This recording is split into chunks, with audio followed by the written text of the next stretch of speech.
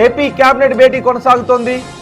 అయితే ఆరోగ్య సమస్యతో సమావేశం మధ్యలో నుంచే ఆంధ్రప్రదేశ్ డిప్యూటీ సీఎం పవన్ కళ్యాణ్ వెళ్లిపోయారు. చంద్రబాబు అధ్యక్షతన మంత్రులు 25 అంశాలపై చర్చిస్తున్నారు. ఆంధ్రప్రదేశ్ కేబినెట్ భేటీ కొనసాగుతుంది. ఈరోజు 25 అంశాల ఎజెండాతో కేబినెట్ సమావేశమైంది. ఈరోజు సాయంత్రం కీలక సమావేశం కూడా ఉంది చంద్రబాబు నివాసంలో. ఎన్డీఏ, బీజేపీ, టీడీపీ కీలక నేతల సమావేశంలో పాల్గొంటారు. ఈ ఉదయం కేబినెట్ భేటీ ఉంది. కేబినెట్ భేటీలో పవన్ కళ్యాణ్ అనారోగ్యంతో మధ్యలో నుంచే వెళ్ళిపోయారు.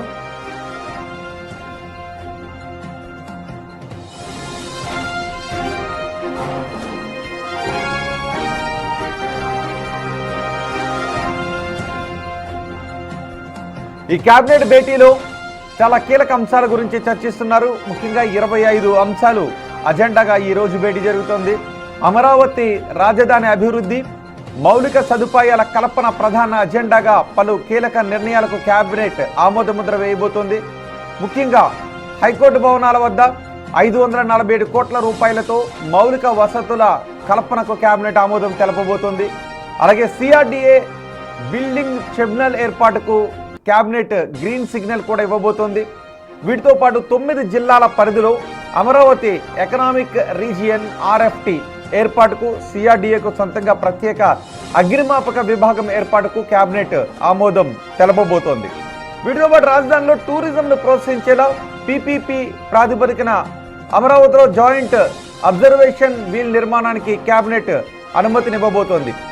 దీనివల్ల పర్యాటకం బాగా అభివృద్ధి చెందే అవకాశం ఉంది అని రాష్ట్ర ప్రభుత్వం భావిస్తోంది. అలాగే ఎల్పిఎస్ లేఅవుట్లలో, వీధి పోట్లు ఉన్న ప్లాట్లలో ఏటీఎంలు, కియోస్కులు ఏర్పాటు చేయడానికి సిటీ గ్యాస్ డిస్ట్రిబ్యూషన్ నెట్వర్క్ను జాయింట్ వెంచర్ విధానంలో కల్పించడానికి ప్రభుత్వం సిద్ధమైంది.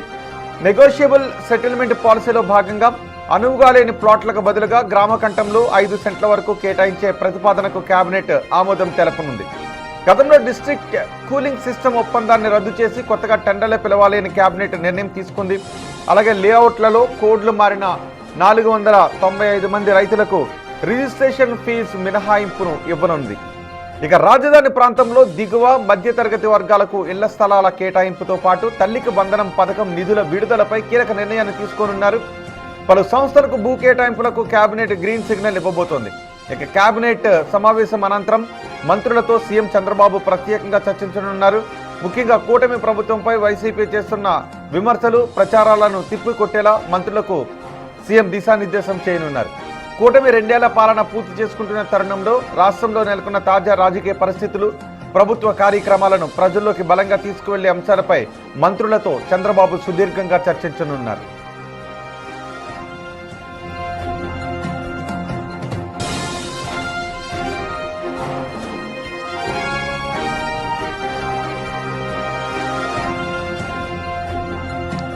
ఏపీ కేబినెట్ సమావేశం కొనసాగుతోంది.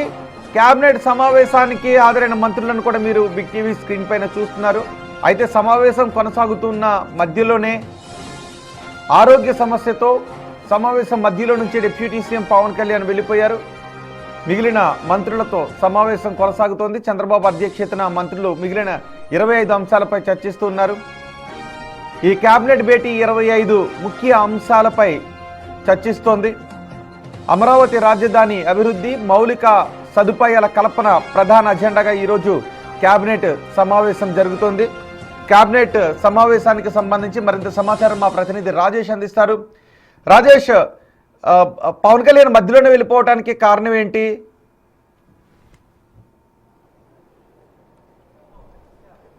అంటే ప్రస్తుతం ఇంకా కేబినెట్ సమావేశం కొనసాగుతుంది. అయితే ఉప ముఖ్యమంత్రి పవన్ కళ్యాణ్ మాత్రం కొద్దిసేపటి క్రితమే కేబినెట్ నుండి మధ్యలో వెళ్ళిపోయారు. దానిపైన ఇంకా ఒక స్పష్టత రావాలి. ఆయన కొంత అనారోగ్యం కారణంగానే వెళ్ళిపోయినట్లు తెలుస్తుంది. కానీ ఇంకా దాన్ని అయితే ఇంకా పార్టీ కానీ ఇక్కడ అధికారులు కానీ ధృవీకరించట్లేదు. ఎందుకు వెళ్ళారని దానిపై ఇంకా కాసేపట్లో స్పష్టత వచ్చే అవకాశం కనబడుతుంది. వాస్తవంగా కేబినెట్కి ఉప ముఖ్యమంత్రి పవన్ కళ్యాణ్ అందరికంటే ముందే వచ్చారు. ఉదయం 10:30 కేబినెట్ అయితే 10 గంటలకైనా సెక్రటరీ చేరుకున్నారు. అయితే అనూహ్యంగా ఒక గంట పాటు కేబినెట్లో ఉన్నటువంటి ఆయన తర్వాత క్యాబినెట్ మధ్యలోనే వెళ్ళిపోయినటువంటి పరిస్థితి. ప్రస్తుతం దానికి సంబంధించిన విషయంలో స్పష్టత రావాల్సి ఉంది. అందులోనూ రేపు తెల్లవారుజామున ఎన్టీఆర్ జిల్లాలో పర్యటన కూడా ఉన్న నేపథ్యంలో సడన్గా పవన్ కళ్యాణ్ క్యాబినెట్ నుంచి ఎందుకు వెళ్ళిపోయారని దానిపైన ఒక చర్చ సాగుతుంది. మరోవైపు పవన్ కళ్యాణ్ వెళ్ళిపోయిన తర్వాత కూడా క్యాబినెట్ సమావేశం అయితే కొనసాగుతుంది. దాదాపు మెజార్టీ అంశాలు, ఎజెండా అంశాలకి క్యాబినెట్ ఆమోద ముద్ర వేసింది. వాటిలో ప్రధానంగా ఆంధ్రప్రదేశ్ రాజధాని అమరావతిలో నిర్మాణం చేస్తున్నటువంటి హైకోర్టు భవన సముదాయాల్లో ఫ్రీ కాస్ట్ ఫిన్స్తో పాటు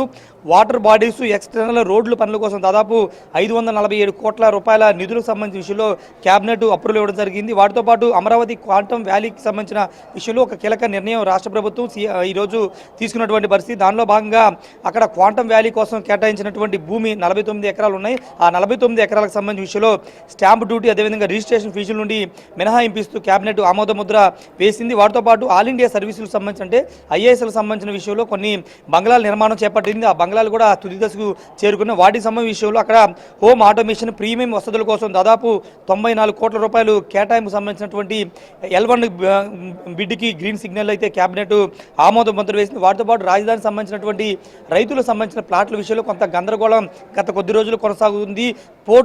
రోడ్డు పోటు ఉన్నటువంటి ప్లాట్ల విషయం రైతులు అభ్యంతరం వ్యక్తం చేస్తున్నారు. ఈ నేపథ్యంలో ఆ రోడ్డు సోల్ ఉన్నటువంటి ప్లాట్లు ఉన్నటువంటి ప్రాంతంలో అదే ఏటీఎంలు కానీ ఇతర మిషన్లు ఏర్పాటు చేయాలని నిర్ణయం తీసుకున్న దానికి క్యాబినెట్ అప్రూవల్ ఇచ్చింది. వాటితో పాటు విమానయాన రంగానికి సంబంధించినటువంటి ప్రత్యేక పాలసీని రాష్ట్ర ప్రభుత్వం రూపొందిస్తుంది. ఏపీ ఏవియేషన్ పాలసీ 2026-2037 సంబంధించిన విషయంలో క్యాబినెట్ అయితే ప్రస్తుతానికి ఆమోద ముద్ర వేసిందని తెలుస్తుంది. మరి కాసేపట్లోనే క్యాబినెట్ ముగిసే అవకాశం కనబడుతుంది. క్యాబినెట్ ఎజెండా అంశాలు ముగిసిన తర్వాత మంత్రులతో ప్రత్యేకంగా చంద్రబాబు సమావేశం కాబోతూ ఉన్నారు. ఈ 15-20 రోజులు జరిగినటువంటి రాజకీయ పరిణామాలు, ముఖ్యంగా 2 ఏళ్ల పాలన కూటమి పూర్తి చేసుకోబోతుంది. ఆల్రెడీ ఒకవైపున వైసీపీ ఈ రోజు నుండే రాష్ట్ర వ్యాప్తంగా వెన్నుపోటుకి 2 ఏళ్లంటూ ఒక కార్యక్రమానికి శ్రీకారం చుట్టి రోడ్ల మీదకి వచ్చి నిరసనలు తెలియజేస్తున్న నేపథ్యంలో దానికి బదులుగా రాష్ట్ర ప్రభుత్వం తరపున ప్రతి నియోజకవర్గంలో 2 ఏళ్లలో ఏం చేశారు, 2 ఏళ్లలో ఎలాంటి పరిపాలన అందించో, ఎలాంటి అభివృద్ధి సంక్షేమ కార్యక్రమాలు చేసామని దానిపైన ప్రజలకు వివరించాలని ఇప్పటికే చెప్పిన నేపథ్యంలో ఆ అంశాల మీద ఈరోజు మంత్రులకు దిశానిర్దేశం చేసే అవకాశం కనబడుతుంది. ముఖ్యంగా ఇన్ఛార్జ్ మంత్రులు బాధ్యత తీసుకోవాలి. ప్రతి జిల్లాలో ఈ కార్యక్రమాలు యాక్టివ్గా జరిగేలాగా, కార్యకర్తలు, ప్రజలు పాల్గొనేలాగా చూడాలని దిశానిర్దేశం చేసే అవకాశం ఉంది. రోహిత్. రైట్ రాజేష్.